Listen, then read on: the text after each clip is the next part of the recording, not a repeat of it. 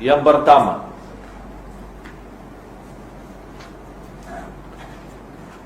caci maki.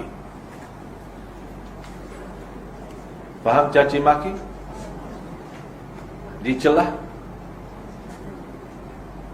dipanggil dengan nama-nama tidak bagus, haiwan, anjing,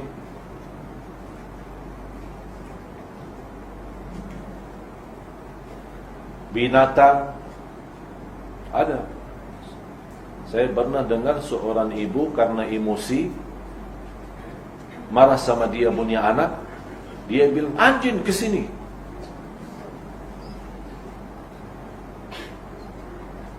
Ini sebuah kata, boleh jadi tidak ada arti bagi kita, tapi besar bagi anak kita.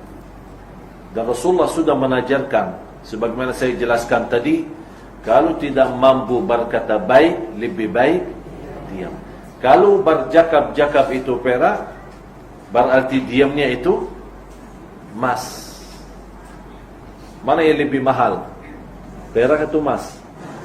Semua bawa emas hari ini? Bawa kan? Angkat tangan.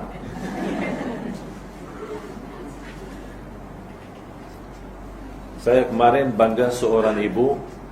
Saya sebenarnya mau sebut nama, tapi dia tidak mau disebut nama. Tapi saya mendoakan saja.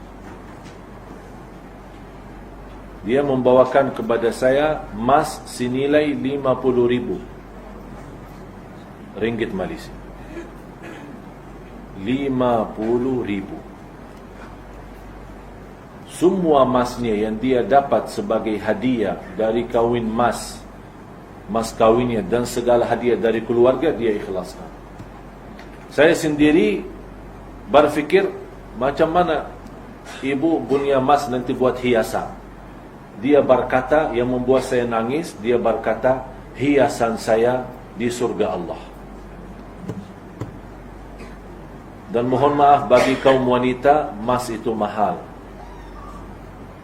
Boleh dia kurbankan kereta, boleh kurbankan apa saja, tapi jangan emas. Itu mahal. Oleh karena itu, wanita yang sudah sanggup mampu dia sedekahkan dan makan emasnya itu bukan main-main di sisi Allah. Karena Allah tahu sifat wanita suka emas. Itu yang difirmankan Allah, lan tanalul birra, tidak akan mendapatkan surga Allah kecuali mendarmakan apa yang kamu suka.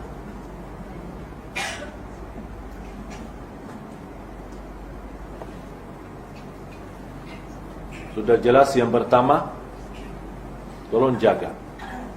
Kalau anda merasa emosi, lagi marah, tahan lidah. Tahan, semampu tahan. Dan berbanyak istighfar, supaya tidak keluar kata yang tidak baik terhadap anak kita. Kasihan kita punya anak. Kasihan kita punya anak. Karena masalah kasihan, bukan kita caci maki dia, anjing, binatang, habis itu maaf sayang. Itu tidak boleh. Jadi sebelum kita minta maaf, kita lebih baik menjaga daripada menobati. Kalau menobati belum tentu sembuh, betul? Tapi menjaga terjamin terjaga dari penyakit. Kalau kita menjaga tidak berkata negatif, mencaci maki anak, mencelah anak kita, insya-Allah dia tidak akan sakit. Tapi kalau dia sudah sakit, untuk berobat, walaupun itu ikhtiar, tapi belum tentu sembuh. Yang kedua, menghina anak kita.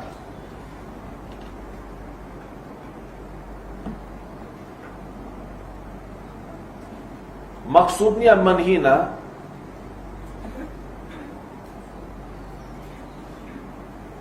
kamu bodoh selama-lamanya.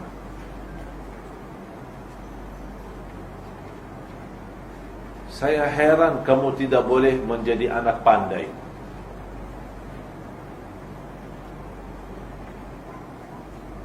Apalagi ucapan itu kehinaan di hadapan kawan-kawannya.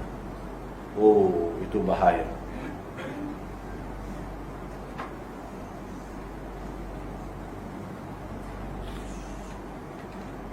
Itu anak kita. Menurut saya, kalau ada orang tua menghina anak, itu orang tua itu jahat. Tidak boleh dia punya anak.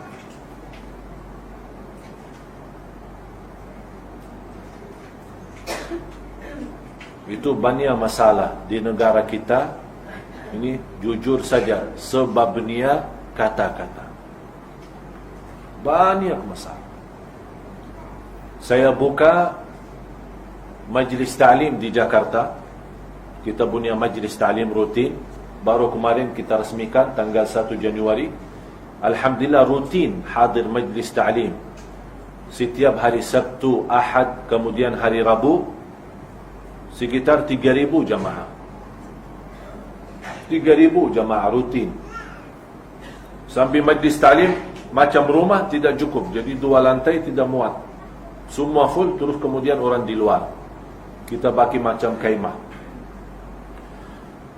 Saya bukakan satu majlis ta'lim itu, ada satu waktu namanya curhat. Faham curhat? Menadu, membukakan cerita, bongkar hati, bengkel hati, bengkel masalah. Sini ada orang tua datang kepada saya menceritakan soal anak. Saya datangkan anaknya, tapi di belakang orang tua tidak tahu. Bagaimana orang tua kamu? Dia cerita macam-macam orang tua. Jadi sebelum anak durhaka kepada orang tua durhaka duluan. Habis itu saya datangkan anak sama orang tuanya berhadapan, dan saya selesaikan masalah. Suami isteri, isterinya selalu mencerita kepada saya suaminya selingkuh, berbuat macam-macam sama wanita lain. Saya bawakan suaminya, tambah ditahu sama isterinya. Saya datangkan, saya bertamu, duduk ngobrol-ngobrol, terbongkar banyak cerita. Sebabnya dia berlaku macam itu salah, sebabnya isterinya sendiri. Karena terlalu dia perhatian. Pas dia keluar, cantik luar biasa. Tapi kalau sudah di rumah, macam hantu. Ini salah satu sebab. Baru kita ketemukan berdua, sama-sama berbaiki, sama-sama damai. Alhamdulillah, selama menjalankan macam itu, banyak alhamdulillah keluarga jauh lebih baik, dan orang tua sama anak jauh lebih baik. Karena banyak masalah, banyak masyarakat kita belum pandai menyelesaikan masalah karena dia tidak faham agama. Dan harus kita mesti yakin semua masalah boleh selesai karena agama kita. Tidak ada jalan keluar dari masalah selain dari agama kita. Betunjuk agama kita, Islam. Yang ketiga, membandingkan anak kita sama orang lain. Bandingkan anak kita sama orang lain.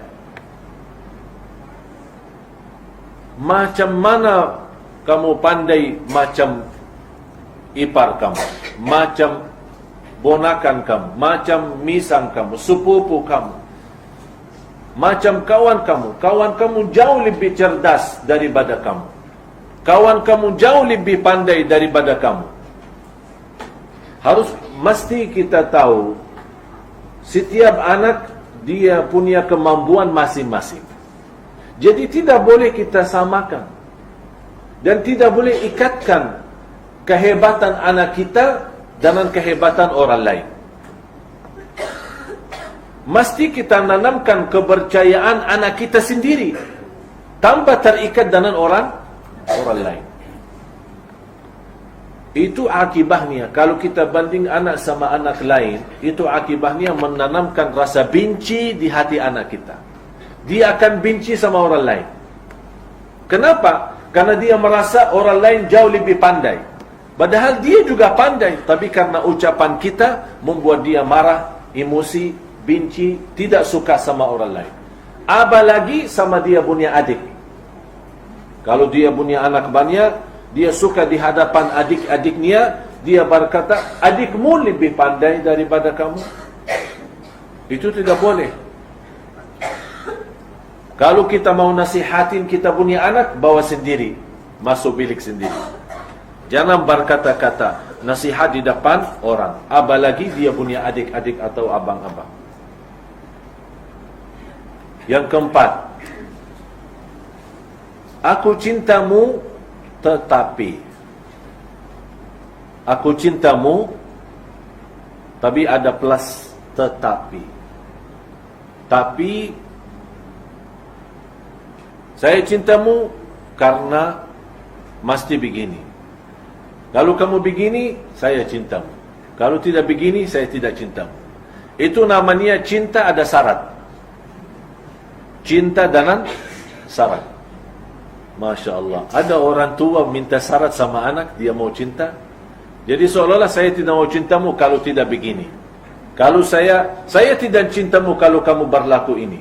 Saya cintamu kalau kamu begini. Itu tidak boleh. Istilah bahasa kita, saya cintamu, tapi kamu tidak pandai. Saya cintamu, tapi mulai saya kurang cinta karena bodoh kamu. Atau saya cintamu kalau kamu salat. Saya akan cintamu kalau kamu pandai baca Quran. Itu namanya cinta karena ada syaratnya. Itu tidak boleh. Sepertinya dia akan merasa, ini orang tua saya bukan cinta saya sendiri. Cuma cinta kalau saya begini begitu. Kalau tidak ada berarti dia tidak cinta sama saya. Itu yang membuat dia kecil hati. Faham kecil hati? Oleh karena itu kadang-kadang saya jumpa seorang ibu, dia bawa anak, malu, mau salaman, ini salaman sama tuan Syekh. Itu namanya kecil hati.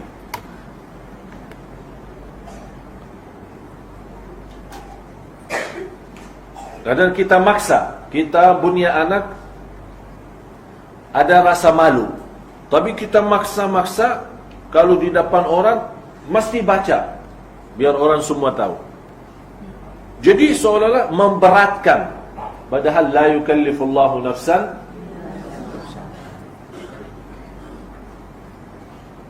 Yang kelima, membagi maklumat salah. Membagi maklumat salah. Contoh, kalau kita punya anak lelaki, kita berkata, anak lelaki tidak boleh nangis. Siapa yang bilang tidak boleh nangis? Saya aja nangis. Itu maklumat salah. Karena soal nangis itu mustahak untuk semua, laki-laki maupun perempuan. Tapi alasan kita supaya dia diam. Justru ini sejarah psikologi jiwa tidak boleh. Seolah dia mau nangis tapi dia bertahan. Lama-lama mengakibatkan rasa takut. Sejarah ilmu nafs, ilmu jiwa itu menanamkan rasa takut. Karena kita sudah bagi maklumat salah. Lelaki tidak boleh nangis. Kalau dia nangis, silahkan nangis. Silahkan, teruskan nangis. Mau saya bawakan tisu? Terus biarkan dia nangis. Kenapa? Nangisnya mengeluarkan rasa beban dalam jiwa, dalam hati.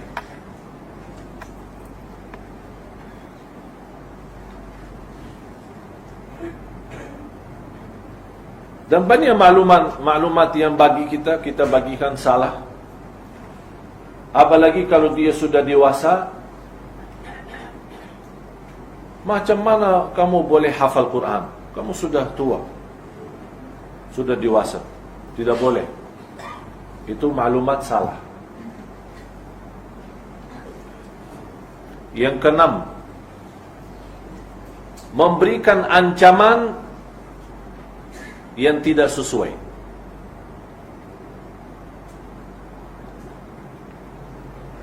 Ayo tidur sayang.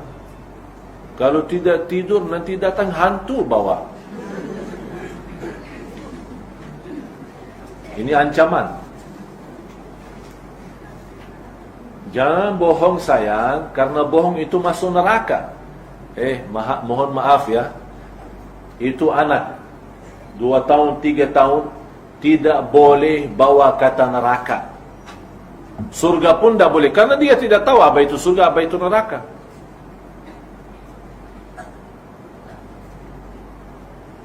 Jadi jangan meningkatkan perbuatan. Kalau kamu berbuat macam ini, masuk neraka.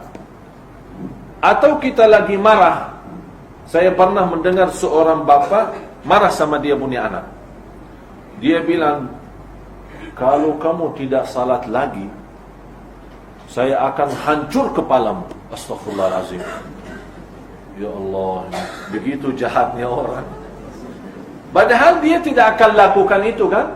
Tapi itu kan ancaman. Itu ancaman yang salah. Saya akan potong kakimu. Dia ini semua kata-kata macam ini membuat anak kita mimpi buruk. Mimpi buruk. Lama-lama karena mimpi buruk itu mengakibatkan buang air kecil pas tidur. Ada orang punya anak tidur pas dia lagi ini buang air? Ada? Bukan karena dia kecil. Ada orang dia masih karena kecil harus pakai pampers ya. Itu bukan itu. Karena oleh karena itu jangan kita ancam. Apalagi ancaman yang keras, yang kasar, yang salah. Aku hancur kepalamu, aku potong kakimu. Kalau tidak tidur, datang hantu bawamu. Kalau kamu ini masuk neraka, akan terbakar kamu di neraka, habis jadi hitam. Astaghfirullahaladzim. Ini saya yakin, ini banyak yang saya sampaikan sudah tahu ya. Sudah biasa. Istighfar. Astaghfirullahaladzim. Yang ketujuh, melarang sesuatu tanpa sebab. Melarang sesuatu tanpa sebab. Anak kita datang, "Mah, saya mau main." Tidak boleh.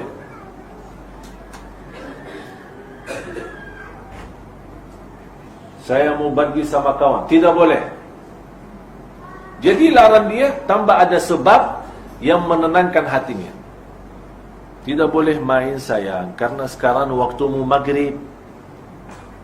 Waktumu maghrib tidak boleh main. Ini ada sebabnya, jadi jelas. Kenapa ibu melarang saya tidak boleh itu? Tidak boleh nonton TV. Yang saya herankan, seorang ibu yang melarang anak nonton TV dan dia duduk. Datang anak duduk di samping ibunya. Dia senang ada ibunya lagi nonton TV. Dia mau temenin. Dia bukan mau nonton TV, tapi dia mau duduk samping ibunya. Mau apa mau? Nggak ada. Ayo sana tidur. Mau TV? Nggak ada TV, mati off. Ayo sana tidur. Dia begitu pergi, nyala lagi. Ini hal-hal kecil, mohon maaf, itu sehari-hari kita lakukan. Setiap hari kita buat itu. Ada yang satu peristiwa di hadapan mata saya, di salah satu hospital, ada seorang ibu, dia punya anak, mungkin anak umur 3 tahun lah. Ya, namanya 3 tahun, tidak boleh diam ya, sono sini ini. Tidak boleh diam. Kalau kita datang, dia sono, jalan sana, jalan sana. Terus datang, dia minta sama ibunya permen, macam permen apa karet gula-gula ya. Ibunya kasih, namanya anak, yang makan sedikit terus buang.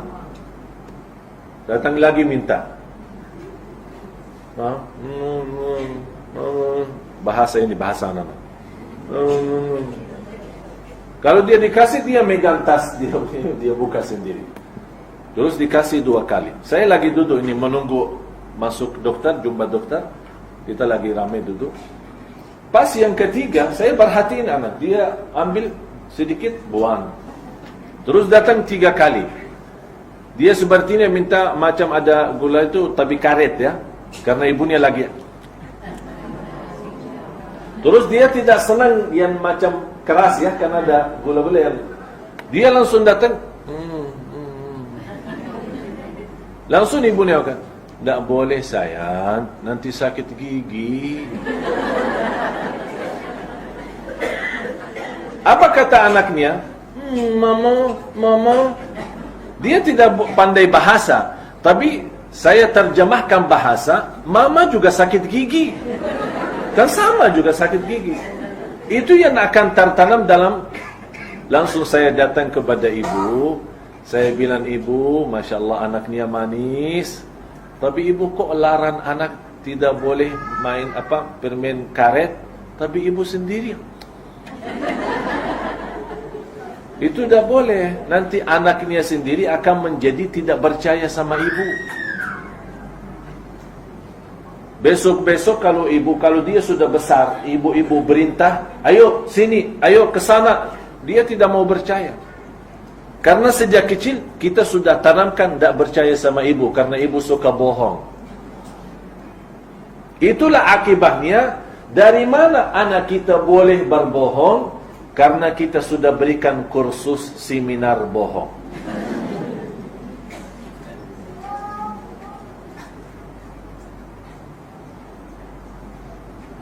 Saya pernah bersama anak saya. Ini anak saya sendiri.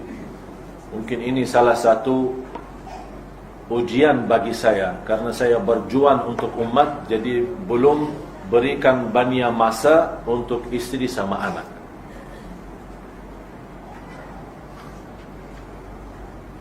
Saya jumpa anak saya, dan dia berkata satu kata yang saya ambil perkataan itu bohong.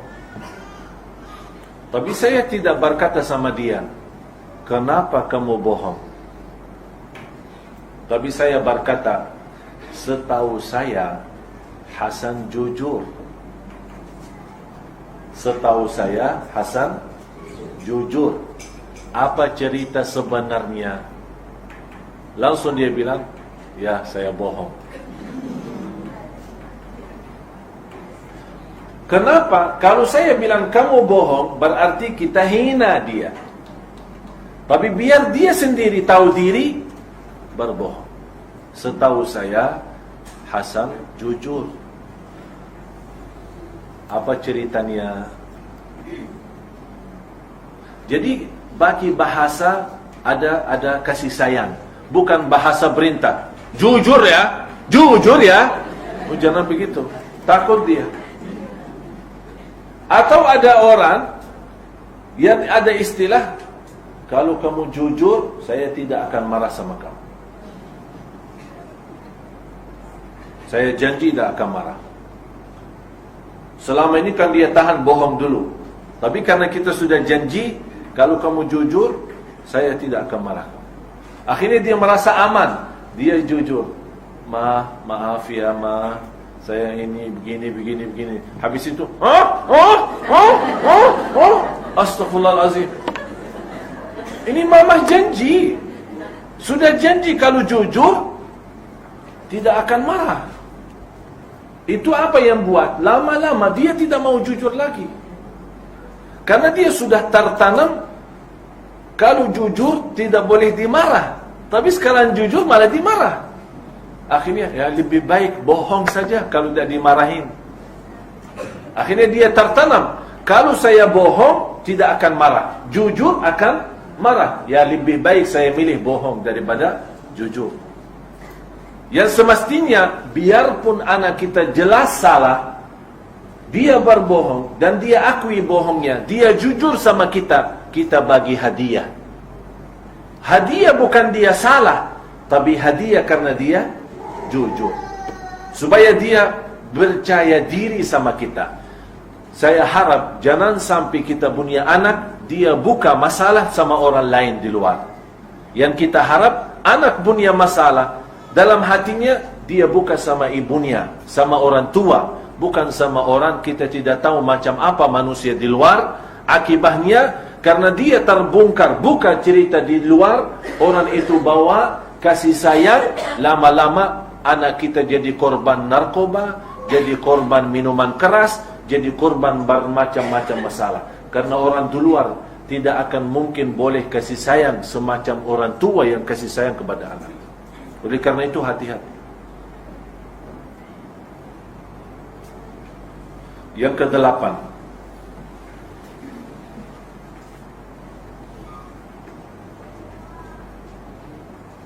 kita melemahkan semangat, melemahkan semangatnya.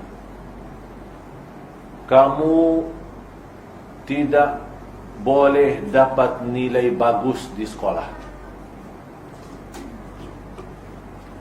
Kamu tidak mungkin masuk university. Kamu tidak mungkin boleh jadi imam. Kamu tidak mungkin boleh jadi pandai. Kamu bodoh selama-lamanya. Dan bagi saya sial hari kelahiran kamu. Ada orang, itu yang saya berkata, bukan istilahnya, ini bukan buku dari ilmu buku. Saya baca dalam Quran, baca dalam hadis, ini nampak ini poin. Tidak. Ini karena bertemu banyak orang yang saya mendengar masalah-masalah, akhirnya saya simpulkan ini. Ini saya simpulkan, tuliskan dalam. Ini ternyata, ini banyak masalah di dalam 10 kata yang menghancurkan rumah tangga kita. Apalagi kalau bermasalahan antara suami istri, yang selalu kita memperhatikan bermarahan, berantem suami istri di depan anak, sambil berteriak dengan suara keras. Itu juga membuat anak kita sakit jiwa, menanamkan rasa benci. Jadi yang semestinya, kalau kita melihat anak kita dalam kelas dia mendapatkan nilai rendah, kita menesemangatkan dia. Oh, nilai rendah ya, InsyaAllah yang akan datang lebih baik lagi. Berikan dia kesempatan. Jangan kita putus. Rendah, buat aku capek. Astaghfirullahaladzim. Sampai kita lembar diri, sampai kita sakit, sampai kita tarik rambut kepala kita di hadapan dia. Akhirnya dia merasa, oh, putus asa sudah, tidak ada harapan. Tidak ada harapan jadi lebih baik. Begitu juga saat kita lagi bagi belajar Al-Quran, bagi apa? Yang membuat anak kita cinta Al-Quran itu, kita memberikan semangat. Dan nanti saya akan bagikan yang lebih jelas. Yang ke-9,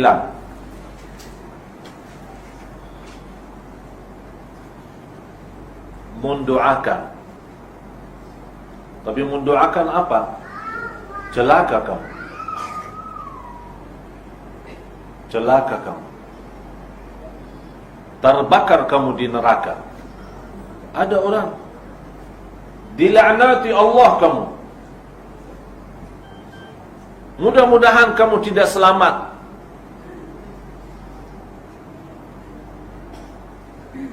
Ada orang anak datang kepada saya, tahu ibu-ibu umur dia berapa? Umur dia 11 tahun. Umur 11 tahun. Waktu saya bertemu dengan ibunya, dan saya melihat sikap ibunya sama anak itu. Begitu selesai majlis, saya bilang sama ibu, boleh saya bawa anak sebentar saja? Saya bawa dia terus naik tangga lantai 2 di atas. Saya bagikan permen, saya dudukkan sama dia, saya duduk. Bagaimana ibu mendoakan kamu? Ya, mendoakan supaya saya tidak selamat. Ini anak umur 11 tahun. Sering didoakan supaya anak itu hancur, tidak selamat, celaka, bermacam-macam doa. Kewajiban kita mendoakan supaya dia lebih baik, bukan mendoakan dia hancur. Bahaya itu mendoakan doa yang buruk. Hati-hati. Biarpun kita lagi emosi, sebagaimana saya jelaskan, kata-kata itu doa. Kata-kata itu doa. Oleh karena itu, jagalah doa itu. Jangan sampai kita berkata, sebagaimana kata Rasulullah, dilarang orang mendoakan anaknya hancur, anaknya mati, anaknya celaka. Kata Rasulullah, begitu sudah betul dia celaka atau mati, kita nyesal. Ya Allah, baru kita nyesal dan minta taubat. Tapi sudah celaka anak kita. Na'udzubillah. Yang terakhir, yang ke-10, kita membukakan aibnya di hadapan orang.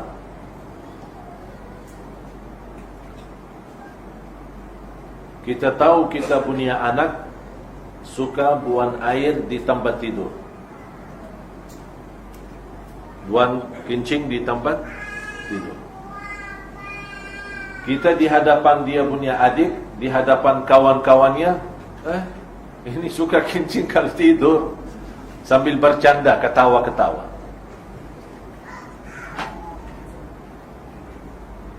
Itu bahaya. Itu bukan hanya menanamkan dia malu sama kawannya, akan malu sama kawan menghadapi kawan. Yang kedua, dia akan benci orang tua.